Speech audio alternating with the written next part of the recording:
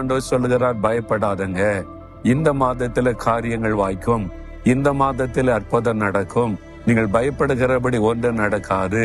நீங்கள் பயப்படுகிற காரியத்தில் அற்புதம் செய்து உங்களை மகிழ பண்ணுவேன் என்று ஆண்டவர் உங்களுக்கு வாக்கு கொடுக்கிறார். சந்தோஷம் தானே? ஒவ்வொரு நாளும் நான் பயப்பட மாட்டேன், நான் கர்த்தருடைய பார்வையில விசேஷமானவன், நான் இயேசுவின் பார்வையில விசேஷமானவள் என்று தினம் ஆண்டவரை துதிங்க. ஆண்டவரே, நான் உம்முடைய பார்வையில விசேஷமானவன் என்று நீங்க துதிக்க துதிக்க விசுவாசத்தை அறிக்கையிடுறீங்க. அப்போ ஆண்டவர் அதை நினைவு கூர்ந்து உங்களுக்கு அற்புதம் செய்வார்.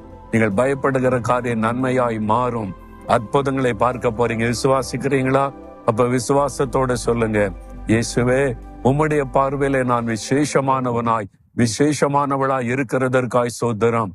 நான் பயப்பட மாட்டேன். இந்த மாதத்துல எனக்கு தேவையான அத்தனை காரியத்துல அற்புதம் செய்து என்னை வழி நடத்த போகிற அன்பிற்காக ஸ்தோத்திரம், ஸ்தோத்திரம், ஸ்தோத்திரம்.